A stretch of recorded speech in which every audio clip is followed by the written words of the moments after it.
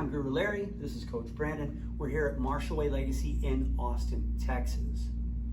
All right, so what we're going to start building on is a whole series of ways to set up the triangle.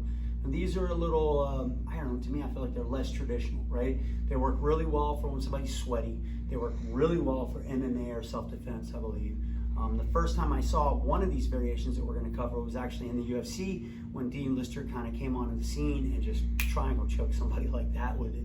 And it was amazing. And ever since I saw that, I started playing with it, and it just became a position that I can use to rest, that I can use to do damage, I can use to set up the triangle, or quite a few other submissions now, which is kind of cool. So let's build into that, right? So we're going to start in the guard position. And what we're going to want to do is break his posture down, right? So I'm going to pick a side. So let's say I'm going to use this side right here. What I want to do is remove at least at minimum that hand. When I remove that hand, I want to swim my arm in. I want to go for my underhook. The thing about this is that if I don't move offline, all he's going to do is just reset. And this just becomes like a never-ending cycle of nothing, okay? What I want to do is try to win by making him look at the mat. So I have to get offline. I've got to shift my hips. So I'm going to do guard shrimping with guard pummeling. So I want to pummel this arm inside while shifting my hips out and then making his weight collapse. So I don't have to carry him anymore. He's going to want to reset that value. And when he does, that gives me overhook. So I'm essentially faking the underhook to get the overhook. As I shift it out further, I'm going to grab the wrist. I'm going to put the foot on the hip, and then I'm going to dig my shin into the pit of his elbow, right? So I'm stretching him out, and he's looking at the mat. This one right here creates some uncomfortable action here. He wants to solve that problem, usually by moving his arm. That allows me to slip the foot over the shoulder. Now, if he's smart, he knows something's coming. So I got to like really dig in, hamstring curl him down, right? If at best, I can get at least into the lock position, right? But if not, at least hold him. You got at least 3 points of control, one on the wrist, keep him down, go to posture, hold that arm, right? Don't let him have it, okay? Right? This one on top of the shoulder, he goes to posture, lock it in, right? Okay? This one on the arm right here, he goes to posture, hold him down, feel it? It's different when I use all three, okay?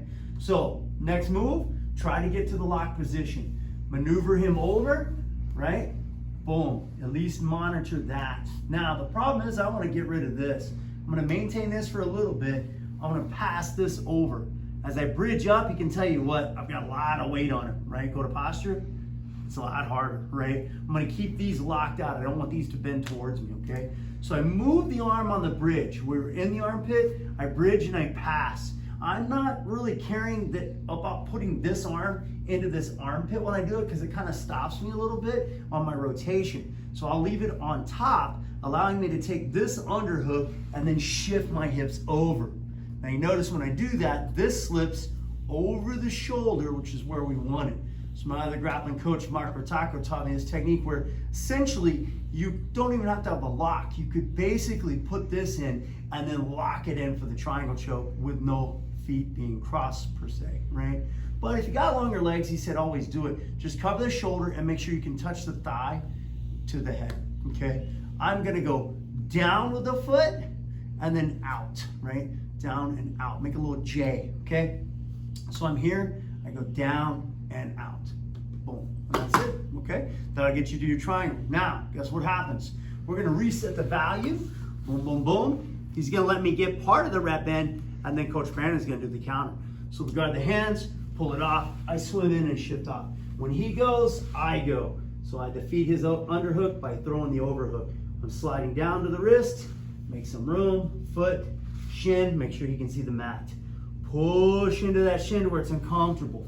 Throw this up and over, okay? So let's say we're winning, everything's good, right? We're awesome. Right here is his moment. As I bridge, he goes up in the posture, right? Okay, and then he's gonna turn his shoulders a little, which creates a hole. He's gonna reinsert that arm, get pressure on my ankles, and then open that leg up. So guess what he gets to do now? You pick your guard pass. I want you to get to side control, right? Once you're in side control, let's give him a leg up. We're about to frame, but he beats us to anything else, packs a leg. You pick a method to mount, and then you score the mount. All we're gonna do from here is diffuse this bomb. We're gonna dismount, right? So bridge and turn, boom, I come back into the hips. I set up into the guard, boom. Guess whose turn it is? Coach Brandon's, right? So he's here, he's got wrist, that's it. He goes to swim an arm in. I go to swim back in to recover, and boom, he sneaks the overhook in. Him scooching right there is gonna give him his foot on my hip. He's got the wrist, oh yeah, that sucks. I move my arm back, he throws it up and over. He's locking me in, right? So I can't posture, okay? Then from here, he goes, opens the hips up, right bridging, brings the arm over. Underhooks, brings his whole body. He's trying to dig deep into 90 degrees, okay? Look at the thigh on my head and shoulder, down and out. That was a good one. All right, so we reset. He had a clean rep. Now it's my turn to start working on the counter, right? I swim, he overhooks. He goes to foot, knee placement. I go, he throws it up. Remember, what is my moment? It's as he goes to bridge, I gotta posture him up. If my shoulders are big enough, I'll open the feet right away. If he's a little bit longer legged or something like that, and I'm posturing, but it's not all there, I wanna get this hand ready to insert. I'm trying to stay 50-50 even with his head. Our heads are together. Don't look off to the side, right? And then what I want to do is boom, open up, right? I set that line to pass, right? Finish up my pass, boom, to the side control, right? He blocks for the mount. I want to be able to set the mount, boom, and then position, and then he's going to bridge and turn. And guess what? It would be now my turn. So you get a little bit of a flow out of it. So somebody gets to be offensive, somebody gets to be defensive or counter-offensive, and then everybody gets a turn. Try it out.